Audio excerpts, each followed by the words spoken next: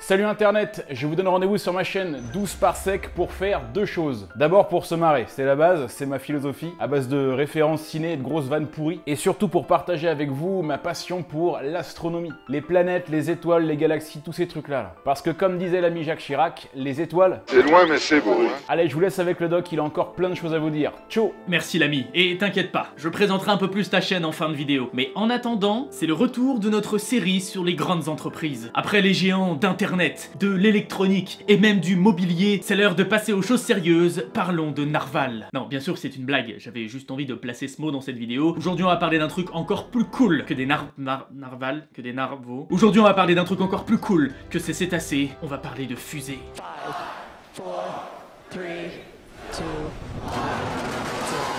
ignition.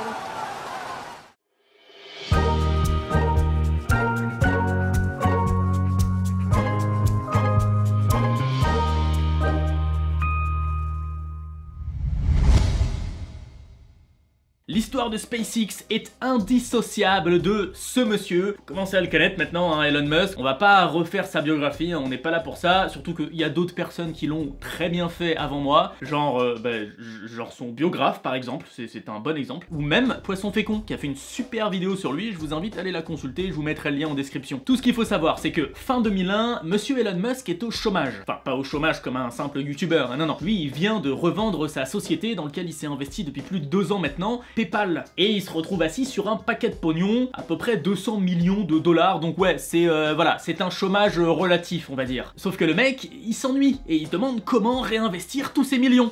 Je te le donne en mille, devenir le boss de l'astronautique et de l'exploration spatiale. Depuis qu'il est gosse, lui il rêve pas de devenir vétérinaire, non, son rêve c'est de conquérir Mars. Et pour ça, il se lance un projet, pas si simple que ça, on peut se le dire, qui s'appelle Mars Oasis. Le truc est super simple à expliquer, mais un petit peu plus compliqué à mettre en place. Ça consiste en l'envoi de graines sur le sol martien, dans des petites serres miniatures, histoire de faire pousser la première vie martienne. Mais il comprend vite qu'on est toujours mieux servi par soi-même.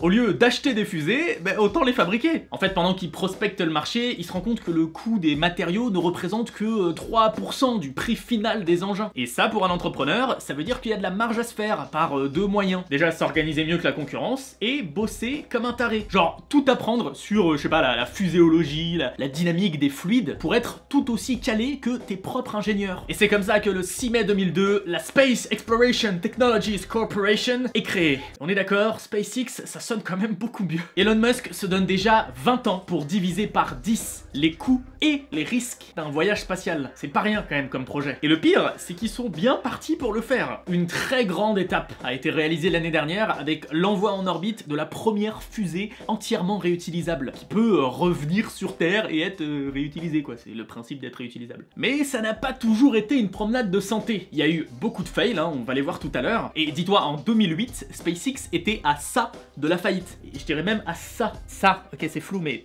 enfin voilà, ils étaient proches de la faillite, hein, t'as compris.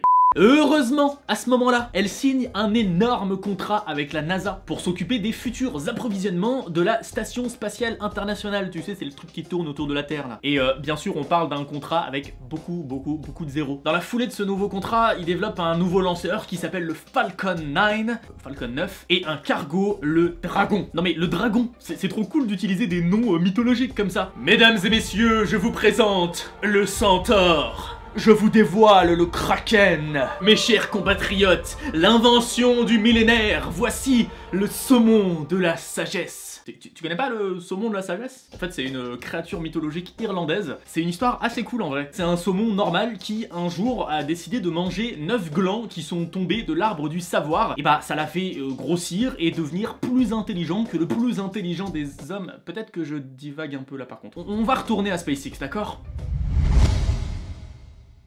Des prouesses, les équipes de SpaceX en ont réalisé beaucoup. Comme réussir à confectionner une combinaison spatiale quand même bien stylée. C'était pas gagné hein, quand tu vois les costumes que les mecs se mettent depuis 50 ans. Plus sérieusement, en septembre 2008, le Falcon 1, le premier du nom, est mis en orbite. Et mine de rien, c'est assez révolutionnaire parce que c'est la première fois qu'une entreprise privée envoie une fusée dans l'espace. En décembre 2010, le lanceur Falcon 9 envoie en orbite un cargo Dragon. Il y restera 3 heures, ensuite la capsule est re-rentrée dans l'atmosphère l'atmosphère et récupérée en bon état à seulement 800 mètres du point d'amérissage qui pensait qu'elle allait arriver. Pas très français, mais t'as compris. En tout cas, c'est encore une fois révolutionnaire parce que c'est la première fois qu'une entreprise privée arrive à envoyer une capsule en orbite et à la récupérer. Et je sais pas si tu te rends compte, ça prend 10 secondes à dire cette phrase, mais d'un point de vue technologique, c'est révolutionnaire. Et bien sûr, il s'arrête pas là. 2 ans plus tard, rebelote, le Dragon s'amarre à la Station Spatiale Internationale. Encore une fois, c'est la première fois qu'une entreprise privée arrive à s'amarrer à la station. Tu commences à comprendre un peu tous les exploits qu'ils ont fait. Début 2015, ils envoient un satellite en dehors de l'orbite terrestre. Il s'appelle le Deep Space Climate Observatory et son petit nom c'est Discover. Et je trouve ça super cool comme petit jeu de mots. Il est aujourd'hui à environ 1,5 million de kilomètres au-dessus de nos têtes et il sert notamment à récolter plein d'informations pour tout ce qui est vent solaire, tu sais, toutes les éruptions solaires qui arrivent sur Terre. C'est vachement cool comme satellite. Mais tout ça, à côté de ce qu'ils ont accompli le 21 décembre 2015, c'est de la gnognotte.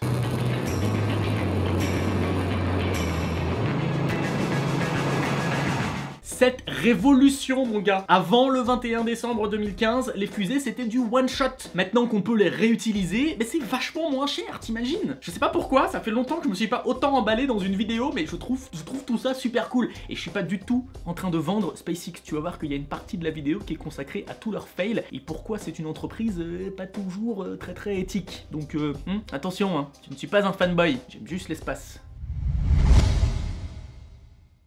Es-tu prêt pour un petit bombardement de statistiques bien stylées? 7000, c'est à peu près le nombre d'employés de SpaceX aujourd'hui. 93 tonnes, c'est la force de poussée atteinte par le plus puissant moteur propulseur développé par SpaceX. Le Merlin DV+, 100, c'est le nombre de personnes que Elon Musk compte envoyer sur Mars pour la première mission habitée. 27, c'est le nombre de moteurs Merlin dont est équipée la Falcon Heavy, la fusée la plus fat de l'histoire. Donc tu fais le calcul maintenant, 93 tonnes pour un moteur, il y en a 27 et ça pousse beaucoup de tonnes. Je veux dire, la Falcon Heavy là, elle peut envoyer dans l'espace 3 fois plus de choses en termes de poids bien sûr que l'Ariane 5 dont d'ailleurs je t'avais déjà parlé dans une autre vidéo. Regarde, ça c'est un petit extrait de la vidéo où je suis devant l'Ariane 5. Si ça t'intéresse, que tu aimes les fusées, je t'invite à aller voir cette super vidéo de visite du centre spatial Guyanais, c'est super cool. On retourne à la vidéo maintenant. 1,6 milliard de dollars. C'est le montant du contrat de ravitaillement signé avec la NASA, avec en plus possibilité d'extension de 3,1 milliards. Ça commence à être intéressant comme contrat. 21,5 milliards de dollars. C'est la valeur estimée de SpaceX sur les marchés boursiers. Et dire que, je te rappelle, il y a 10 ans, ils étaient au bord de la faillite. 60 millions de dollars. C'est le coût moyen estimé à chaque lancement organisé par SpaceX. 34. C'est le nombre de lancements effectués par la fusée Falcon 9. Et sur les 34, il y en a seulement 2 qui ont foiré. Si tu fais le calcul, c'est environ 95% de réussite, c'est pas mal 95 hein. 53 mètres, c'est la hauteur du Falcon 9 pour 3,6 de diamètre. Au décollage, le tout pèse 311 tonnes. Ça paraît énorme comme ça, mais le Falcon Heavy en comparaison est un tout petit peu plus balèze. 70 mètres de haut, 11,6 de diamètre si tu inclus les boosters, et une masse au décollage de 1411 tonnes. C'est lourd, comme mon humour. Pour réussir, il faut savoir échouer. Ça sonne un petit peu comme une phrase de loser, mais c'est souvent vrai. Des fails chez SpaceX, il y en a eu, et beaucoup. En fait, au début, c'est même fail sur fail sur fail. Les 3 premières tentatives de lancement ont tout échoué, plus ou moins lamentablement. 24 mars 2006, premier vol de SpaceX, le Falcon 1 se foire à peu près 1 minute après le décollage. 1 an plus tard, pour le deuxième essai, la fusée arrive à monter à 320 km d'altitude avant de s'écraser lamentablement. Le troisième essai, c'était bien mieux parti, mais au moment de la séparation entre le premier et le deuxième étage, eh ben ils se sont rentrés dedans. Et quand il y a 2 choses qui volent, qui se rentrent dedans, c'est jamais bon signe. Tout ça, c'était au début. Mais plus récemment aussi, il y a eu des fails. En juin 2015, un Falcon 9 qui transportait un Dragon a explosé 2 minutes après le décollage. Et 1 an plus tard, c'est un autre Falcon 9 qui explose directement sur son pas de tir au Cap Canaveral pendant des essais de routine. Faut savoir qu'à l'époque, les 2 accidents ont beaucoup fait parler aux États-Unis, surtout quand les gens ont appris que chaque explosion avait coûté environ 250 millions de dollars. Et ces 250 millions de dollars perdus par une entreprise financée par la NASA. Le site de la NASA, c'est nasa.gov, hein, c'est gouvernement, donc c'est de l'argent des impôts. Et il y en a qui l'ont pas très bien pris. Et c'est un peu ça finalement la face cachée de SpaceX. Est-ce que ça en vaut vraiment le coup? Dépenser toute cette énergie pour aller sur Mars? Est-ce que c'est vraiment un investissement raisonnable? Non mais sérieux, c'est des questions qui méritent d'être posées. Parce que ok, il y a le point argent, c'est cher, mais même au niveau écologique, t'imagines tout le kérosène qui est consommé là-dedans? C'est pas très bon pour la planète. Chez SpaceX, ils sont très bons. Ils s'acharnent à faire ce qu'on appelle de la concentration verticale. Je savais pas du tout ce que ça voulait dire, apparemment c'est un terme d'économiste. En gros, de la concentration verticale, ça veut dire posséder toutes les étapes de production de A à Z et fabriquer tous les composants soi-même. De la vis dans le ventilo de refroidissement, à la tige de titane dans le radiateur, en passant bien sûr par le bout de caoutchouc qui actionne les soupapes dans le moteur turbo de... Je sais pas du tout ce que je suis en train de raconter, mais voilà, t'as compris ce que ça veut dire. Et faire de la concentration verticale, c'est super dur pour une grosse boîte de nos jours, surtout avec la mondialisation. Et surtout dans le domaine des fusées où il y a quand même beaucoup de choses à produire. En moyenne, c'est 80% de ce qui compose leur fusée qui est fabriqué en interne. C'est énorme comme chiffre. Demande à Apple combien ils fabriquent eux-mêmes de composants pour leur iPhone. Tu vas voir que c'est pas le même chiffre. Hein. Et tout ça, forcément, ça fait baisser les coûts. Une étude de la NASA a calculé que le prix du premier Falcon 9, vraiment du tout début, hein, des étapes initiales de design jusqu'au premier lancement, ça aurait coûté environ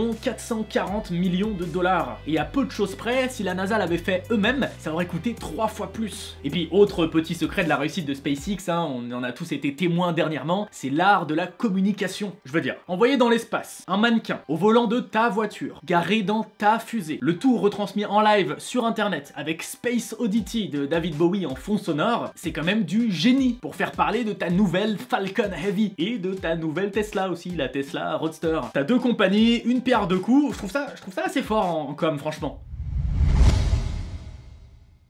Si toi ton rêve c'est de devenir ingénieur et de bosser à SpaceX, eh ben bon courage et bonne chance, il va te falloir les deux. Faut savoir qu'Elon Musk est un acharné du travail, il ne vit que pour ça. Et petite parenthèse, c'est pas forcément une bonne chose hein, d'être vraiment acharné par ton travail. Je t'invite à regarder la super vidéo de Thomas Gauthier, ça doit être un de ses derniers tabous. Encore une fois, je te mets le lien en description, ça parle de ça, c'est vachement intéressant. Du coup, Elon Musk, il attend le même dévouement chez tous ses ingénieurs. Et il applique des méthodes de management bien à lui. Du genre, fixer des délais absolument impossibles à tenir pour en plus faire des trucs hyper compliqués. Faut vraiment savoir gérer le stress quand tu bosses chez SpaceX. D'ailleurs, il y a 245 anciens employés qui ont témoigné à ce sujet et c'est pas glorieux. C'est quelque chose qui revient très souvent dans les critiques négatives de cette société. Ça et les semaines de 70 heures. Hein. Et en plus, faut vraiment être autonome. Je veux dire, il te donne pas d'ordre ou d'instruction. Non, Elon Musk, il te donne une mission. Et après, c'est à toi de te démerder comment faire cette mission. Là, c'est autre chose. Voilà, faut être autonome. Et il a une technique de recrutement bien à lui pour identifier les bons profils. Si tu veux toujours être ingénieur là-bas, bah désolé, il va falloir attendre. Ce n'est pas toi qui va à SpaceX, c'est SpaceX qui vient à toi. Ah, il faut oublier les enfants aussi, hein. Et si t'en as déjà, ce sera très difficile de bosser pour eux. En fait, les responsables recrutement, ils épluchent chaque année des centaines de revues scientifiques à la recherche d'ingénieurs au profil très précis. Brillants, travailleurs et sans famille. Une fois repérés, les futurs recrues ne sont pas invités au siège de la société, mais dans un bar. Apparemment, un premier entretien, c'est plus convivial autour d'une pinte de bière, pourquoi pas. S'ensuit toute une batterie d'autres entretiens, de tests, etc. Et si t'es encore là à la fin de ce processus, bah tu dois rédiger un essai directement à monsieur Elon Musk. S'il est d'accord, il te reçoit pour un entretien personnalisé. Le mec, il a vu tous ses employés en face à face. Par contre, cet entretien, il peut durer entre 30 secondes et 15 minutes. T'imagines, tu t'es tapé tout le système de recrutement et le mec, il te voit 30 secondes, il aime pas trop ta tronche, tu t'en vas. Voilà. Ça, encore une fois, c'est un des points niveau éthique SpaceX, c'est difficile de supporter ce mode de travail et ce mode de recrutement. En plus de ses contrats avec la NASA, la boîte planche sur pas mal de projets qui vont lancer dans les années à venir. Déjà, ils projettent de doubler leur cadence de lancement. 20 en 2017, 40 en 2018. Ça fait 3 lancements par mois. D'ailleurs, le 22 février, 2 satellites ont été mis en orbite, Tintin A et Tintin B. Déjà, j'adore les noms. Et ensuite, il faut savoir que ce sont les premiers appareils d'un projet gigantesque qui s'appelle Starlink. Attention, Starlink, c'est pas un nouveau Zelda qui se joue dans l'espace, c'est un projet colossal pour assurer un accès à internet sur toute la planète. Et on parle d'un accès avec une puissance équivalente à la fibre. Pour ça, SpaceX compte envoyer dans l'espace environ 12 000 satellites d'ici à 2026. 12 000 satellites. En ce moment là, autour de nous, il y en a même pas 5 000 qui sont en activité. 12 000. L'entreprise tient aussi à développer le tourisme spatial. Je trouve ça super cool comme idée. D'ailleurs, ils ont annoncé que d'ici fin 2018, ils aimeraient envoyer 2 touristes survoler la Lune. On sait pas pour l'instant qui sont les 2 touristes, mais tu peux être sûr d'une chose, ils doivent avoir du blé les mecs, parce que ça doit pas coûter, c'est pas un ticket de métro le truc.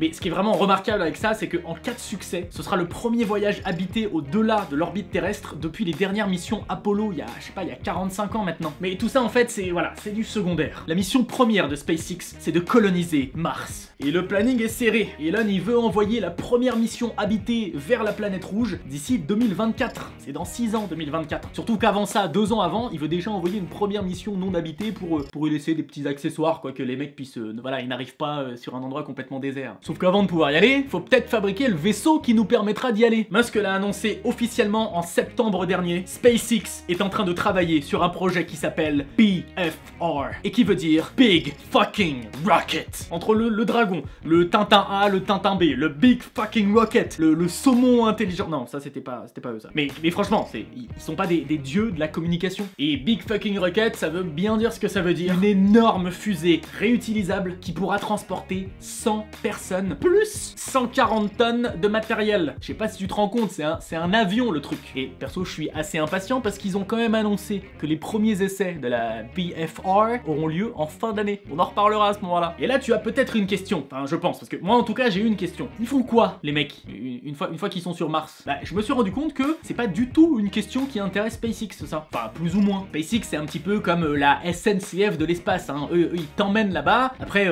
ce que tu fais sur place, la terraformation de la planète, comment... Voilà, c'est pas leur priorité. Ah ouais, et j'oubliais, si toi t'es volontaire pour faire cette mission, déjà il y a des sélections absolument draconiennes, et en plus, Elon Musk il estime que le billet coûtera autour de 200 000 $.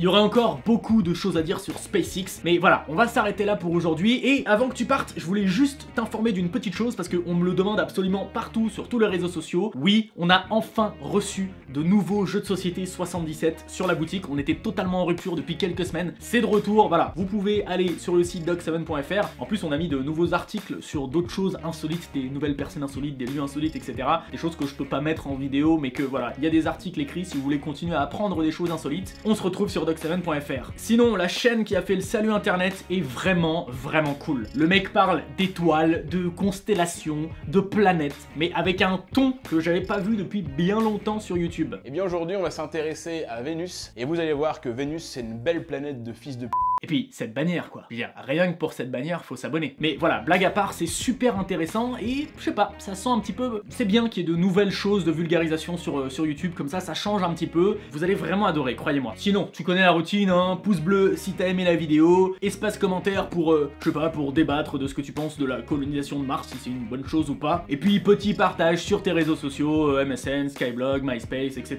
Je vous dis à très vite pour la prochaine vidéo. Salut Internet.